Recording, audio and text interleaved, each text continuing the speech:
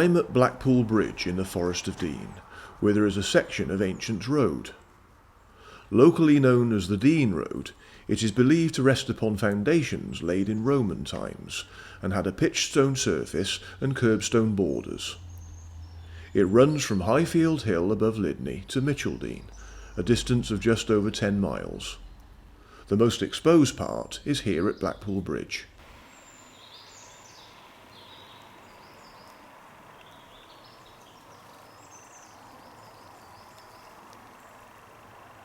Well, I only wanted to stop here at Blackpool Bridge on the way to my walk, so I'm now going to move on to where I'm starting my walk.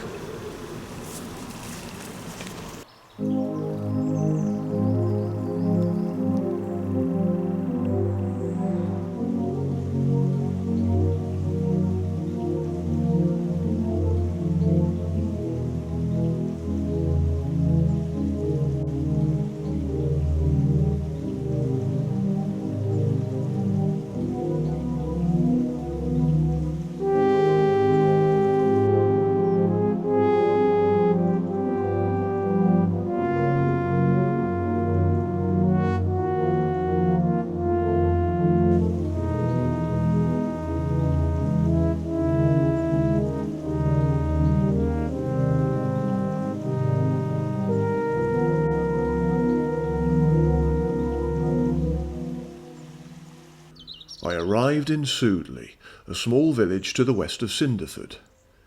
It joins with Rusbridge to form a civil parish. Soudley is a popular destination for tourists visiting the Forest of Dean, largely due to its proximity to the Dean Heritage Centre, but also because of the local scenery and the village's location, which is nestled into a tight valley.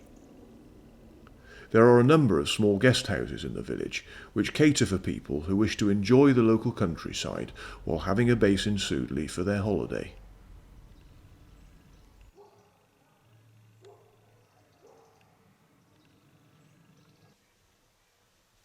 At the junction of the road leading to Littledean is this memorial, which commemorates the residents of Soudley who were killed or missing in the First World War. There is a fence around the memorial with a gate, presumably to keep out the sheep that roam free in the forest.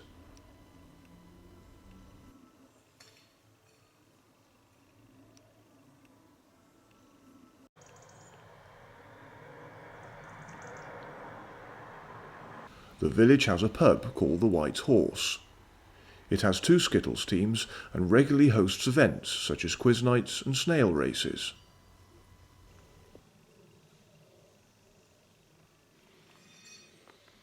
Through the village runs a small river, which hosts the annual Soudley Duck Race. Every year, residents and visitors gather to sponsor ducks and race them the length of the village. The day is accompanied by a small fair that takes place in the village hall.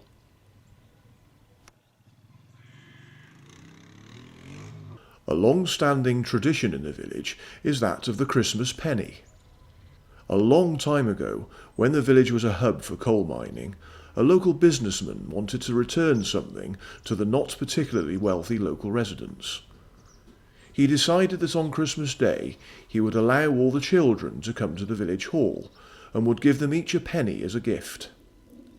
This tradition lives on to this day, and on Christmas morning many residents head down to the village hall to receive their penny.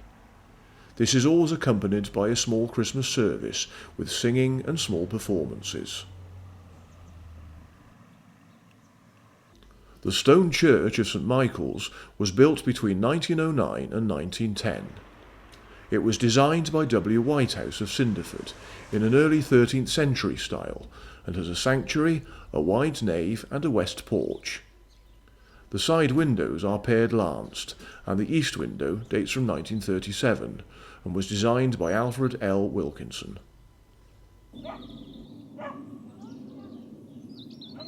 From the village I headed east towards one of the main attractions of my walk today.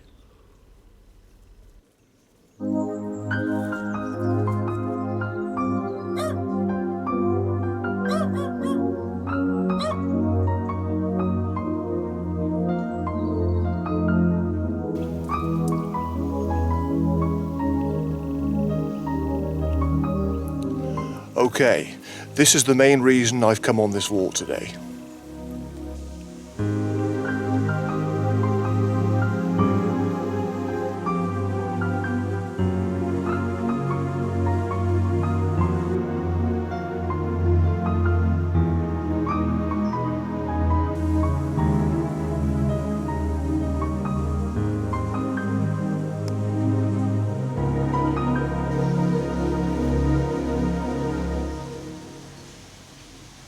The wonderful Soudley Ponds. I had a very interesting experience the last time I came here, but I still think it's a beautiful part of the Forest of Dean. Soudley Ponds, also known as Sutton Ponds, consist of 4 linked man-made ponds lined in succession through the narrow Sutton Valley and surrounded by stands of tall Douglas fir. The site is listed in the Forest of Dean Local Plan Review as a key wildlife site. The ponds were previously believed to have been dug in the 18th century to provide water to the furnaces in the Soudley Valley and at the nearby Camp Mill. In fact, these would have been fed from the Soudley Brook and from the Tilting Mill Pool, now in the grounds of the Dean Heritage Centre. It has also been incorrectly claimed that they were dug long before this as fish ponds by the monks of nearby Flaxley Abbey. However, Atkinson's map of 1847 shows only a stream running through the valley where the ponds now lie, and it is nowadays assumed they were created as fish ponds after the land's 1836 purchase by mine owner William Crawshay. In 1899, the ponds, along with the rest of the Abbotswood estate, were sold by Roberts Crawshay, William's son, to the Crown, from which point they were leased for fishing to private individuals. It was only in 1906 that the ponds became as they are today, following the work of Arthur Morgan, who had that year acquired the lease of the ponds, and after whom the lowest of the ponds is still locally known as Morgan's Pool.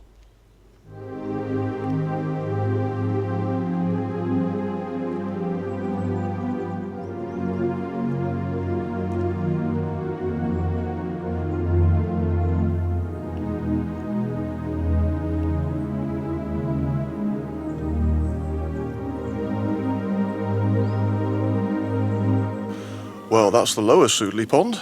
On to the next pond now.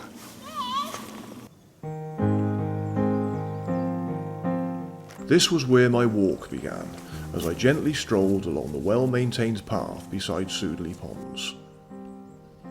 I followed the path as it headed north beyond the lower pond and on towards the next one.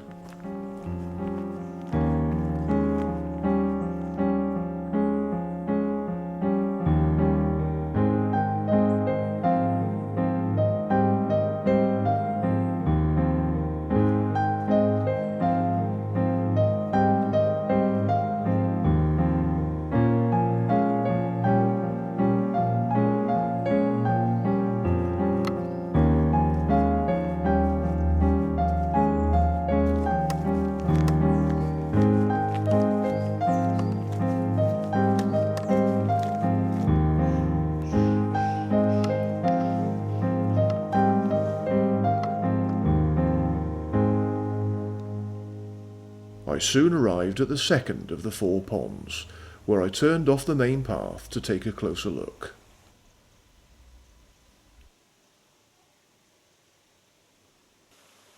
Now in the care of the Forestry Commission and declared a special site of scientific interest by Natural England, Soudley Ponds are one of the Forest of Dean's most delightful spots, particularly in spring and in autumn, and are still used by the anglers of the Soudley Fishing Consortium for the purpose for which they were made.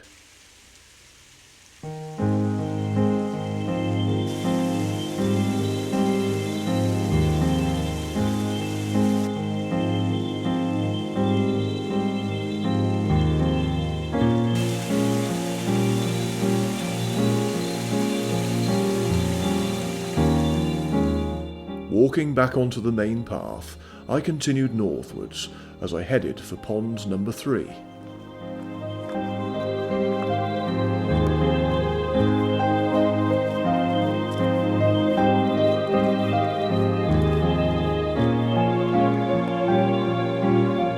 It wasn't long before I reached the third pond, so as before, I turned off to see it properly.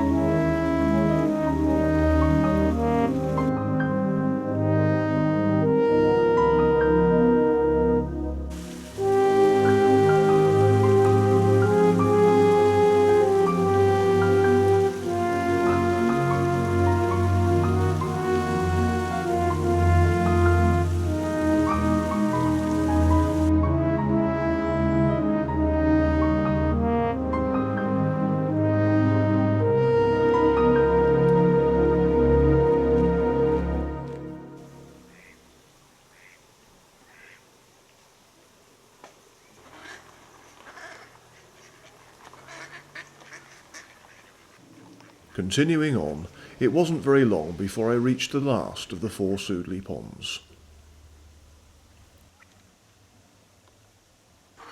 There is a car park and a causeway between the last 2 ponds. I decided to stop for a while and eat my packed lunch here beside the upper pond.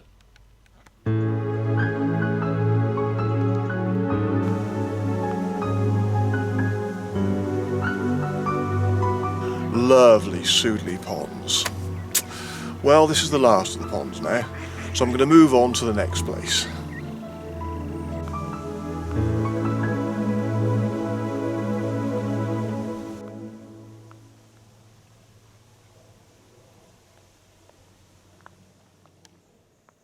Just to the east of the pond, I took the left-hand forest road, going through a barrier and climbing easily through the woods.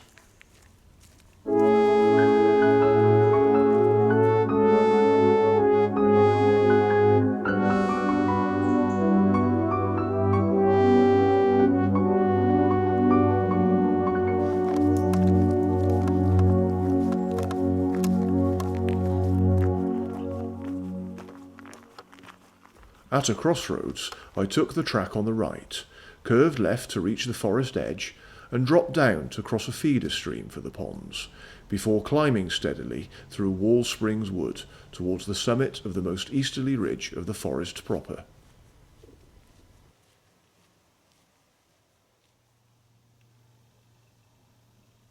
At the crest of the ridge, I turned right along a forest track, passing Blaize Bailey cottage. At a junction of forest roads with a curious central traffic island, I veered left towards the next major attraction.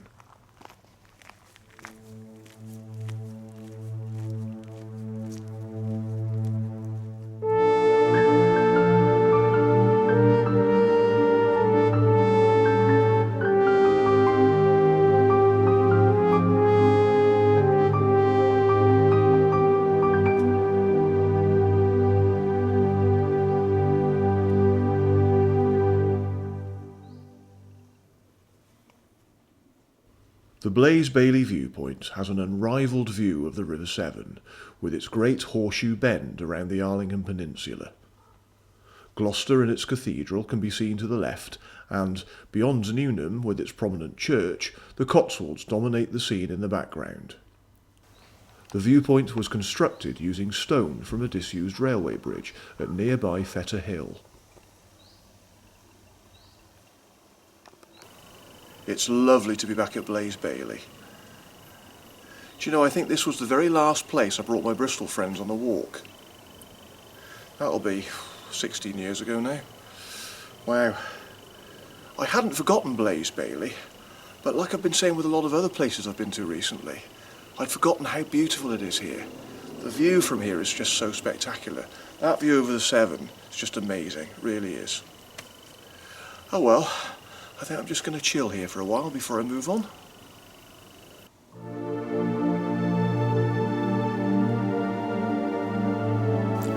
Well, I could stay here all day. Sadly I can't, so I suppose I better move on.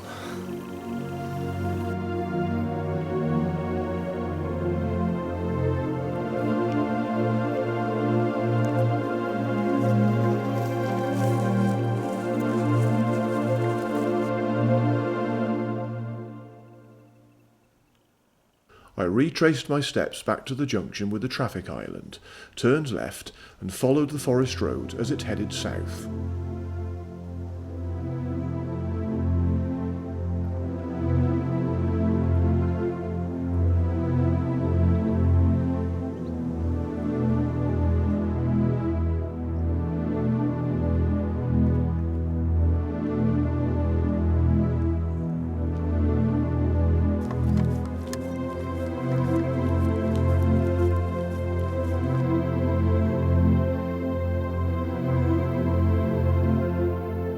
After a while, I found a low forest footpath waymark, indicating a path on the right, and took this as it descended steadily.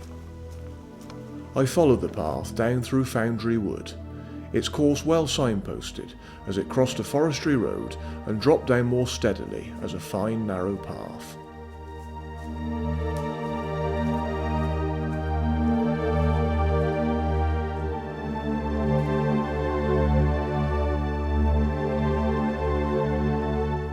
I turned right at a junction of paths, still going downhill, where the path gradually merged with the road, which I crossed and turned left to visit the Heritage Centre.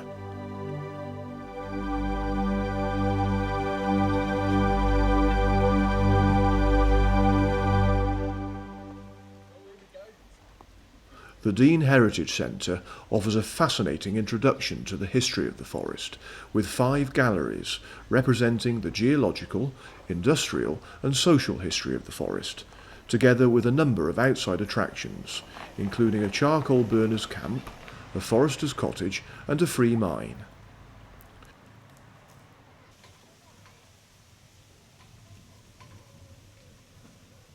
The centre is housed in the former camp mill, which harnessed the power of the Soudley Ponds, and was used as an iron forge, a corn mill, and latterly a sawmill.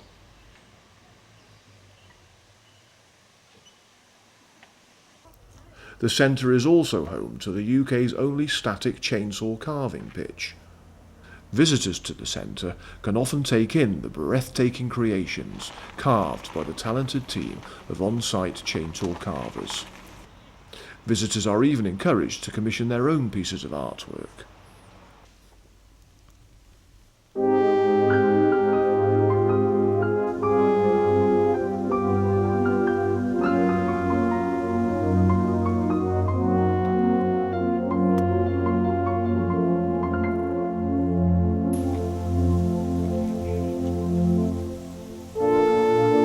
Well, that's the end of my walk. What can I say? What do I always say when I finished a really nice walk? But yes, it's been lovely to be back at Soudley Ponds. That's it really. Wonderful place.